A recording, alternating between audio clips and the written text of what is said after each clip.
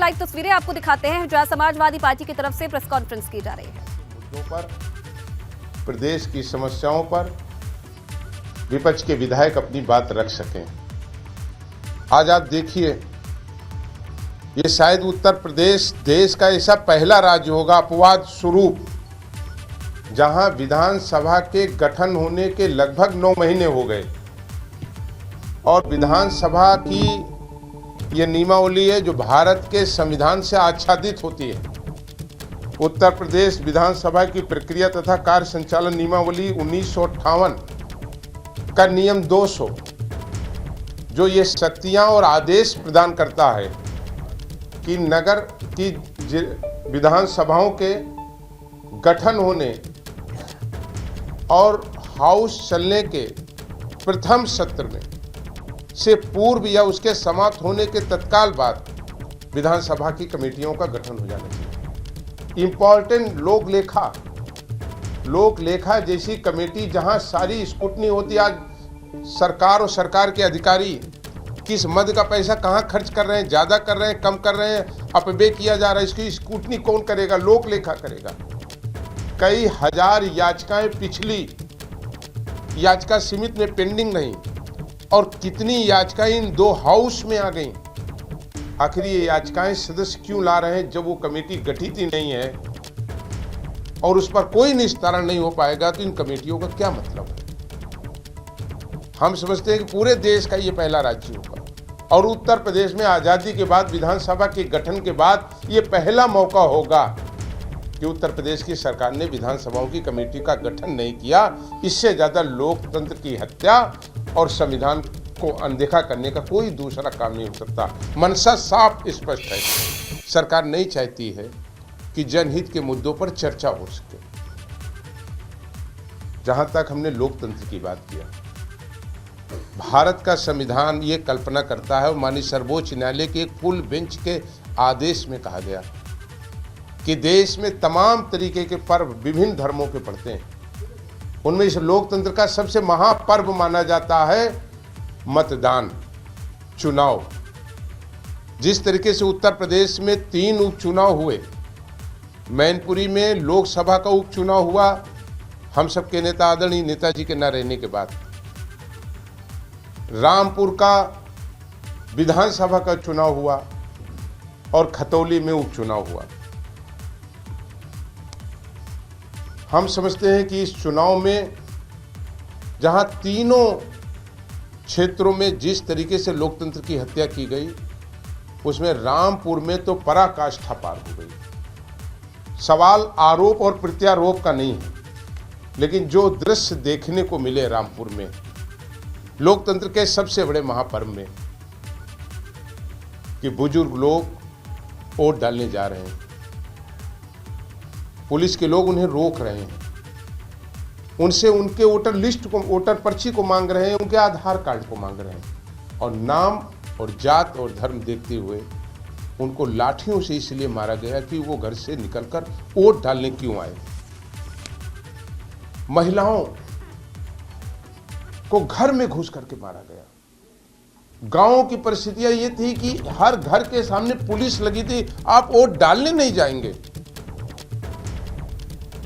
आखिर लोकतंत्र में जो व्यक्ति को सबसे बड़ा अधिकार मिला है डेमोक्रेसी में मतदान करने का, और अपने मतदान के द्वारा वो 5 साल के लिए किसी व्यक्ति और सरकारों को नुमाइंदगी तय करने का काम करता है, आज उसके उस अधिकार से उसको वंचित किया गया, जबरन छीना गया। और जो दृश्य है, कितने लोग घायल हुए लाठीचार्ज में, धरने पर, शांतिपूर्ण धरने पर बैठे थे लोग। बात क्या कर रहे थे, मांग क्या कर रहे थे? निष्पक्ष चुनाव हो। निष्पक्ष चुनाव की बात करने वाले लोगों को लाठी और डंडों से जिस तरह मार कर घायल किया गया, हम समझते हैं कि इस दृश्य को जब देश के लोगों ने देखा होगा तो कहीं ना कहीं आज लोगों के आंखों में आंसू होगा और ये लोगों ने माना होगा कि उत्तर प्रदेश में लोकतंत्र को किस तरीके से समाप्त किया गया। लोकतंत्र से जुड़े और लोकतंत्र को सदैव ताकत और मजबूत देने वाले एक स्तंभ में आप सब भी माने जाते हैं। हम आभार भी प्रकट करते हैं कि समय समय पर आप लोगों ने अपने स्तर से तमाम चीज़ें इस रामपुर के चुनाव को दिखाने का भी काम किया। लगातार समाजवादी पार्टी आदरणीय प्रदेश अध्यक्ष जी के नेतृत्व में, आदरणीय राजेंद्र चौधरी जी के नेतृत्व में लगातार हम लोगों ने भारत निर्वाचन आयोग को, राज्य निर्वाचन आयोग को, हम लोगों ने रामपुर में नाइंसाफ़ी हो रही और मतदाताओं को धमकाने की इन सारी चीज़ों को लिखित रूप से लगातार हम लोग अवगत कराते रहे। एक समय तो ऐसा आया कि जब स्थिति ये आ गई, रात में 9:30 बजे आदरणीय राजेंद्र चौधरी जी के नेतृत्व में, आदरणीय नरेश उत्तम जी के नेतृत्व में समाजवादी पार्टी का डेलीगेशन निर्वाचन आयोग कार्यालय पहुंचा। और जिस दिन मतदान हो रहा था उस दिन भी 3 बार समाजवादी पार्टी के प्रतिनिधिमंडल ने जाकर के वहां पर हो रही ज्यादतियों और वोट न डालने की शिकायतों को दर्ज कराया। आज हम बात करें तो यही हाल बीते दिनों लोकसभा के चुनाव में भी रामपुर में हुआ था। 35% के लगभग वोटिंग हुई। आज जब विधानसभा का चुनाव संपन्न हुआ तो रामपुर में लगभग 33% की वोटिंग हुई। कुछ लोग कल हाउस में भी और बाहर भी आंकड़े दे रहे थे और वो कह रहे थे कि लोकसभा में भी इतने प्रतिशत वोटिंग हुई। आज ये बड़ा सवाल है आपके माध्यम से, और आपके माध्यम से ही हम भारत निर्वाचन आयोग से आग्रह करेंगे इन आंकड़ों को, हमारी इस प्रेस वार्ता को संज्ञान में ले और जांच कराए। जो लोग बात कर रहे थे उनको हम 2022 का भी उदाहरण देना चाहते हैं। रामपुर में वोट पड़े थे 59.71%, सामान्य चुनाव में 59.71%। 2000 में रामपुर में वोटिंग हुई थी 63.19, 63.19 वोटिंग हुई थी। अगर हम 2017 के भी सामान्य चुनाव के आंकड़े अगर यहाँ पे रखें, इसी रामपुर में 56.32% वोट पड़ा था, 56.32%। अगर हम पीछे के सारे चुनाव के भी दृष्टांत को लेकर के उसका एवरेज देखें तो रामपुर में सदैव 58.7% से एवरेज कभी कम नहीं आया वोटिंग का। आज क्या कारण है? कि वही ज्यादती लोकसभा के पार्लियामेंट के चुनाव में रामपुर में की गई और वही पुनरावृत्ति जब एक योजना बना करके 5 दिसंबर को हुए विधानसभा के मतदान में मतदाताओं को घर से निकलने नहीं दिया गया, वोटिंग नहीं करने दी गई, तो 33% आया। कुछ आंकड़े हम आपके माध्यम से रखना चाहते हैं। ये कुछ बूथ हैं जो रामपुर के हैं। बूथ है खेर कलंदर खां, वोट 1200, मतदान 25। खेर कलंदर खां के बाद एक जुल्फकार इंटर कॉलेज है। ये उदाहरण के रूप में दे रहे हैं, ऐसी कम से कम 150 बूथ हैं।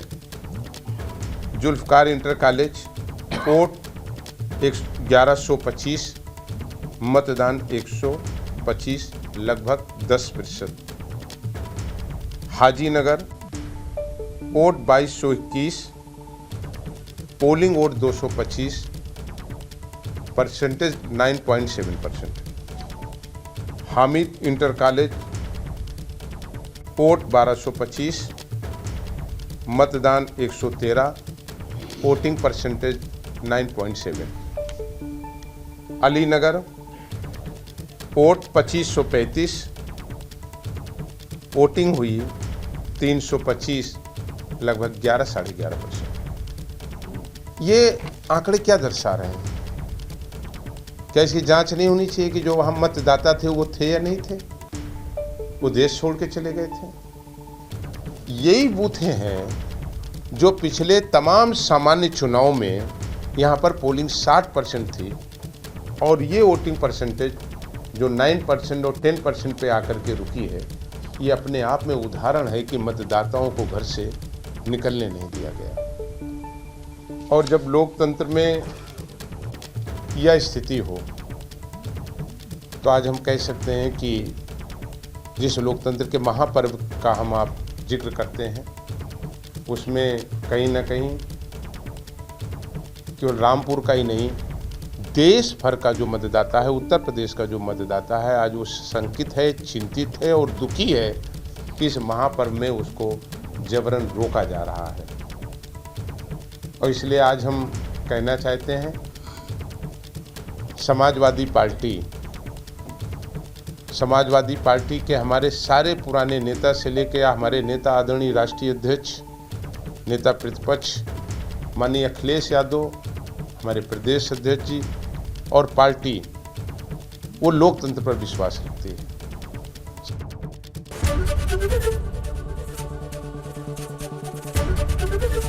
एबीपी गंगा, खबर आपकी, जुबान आपकी।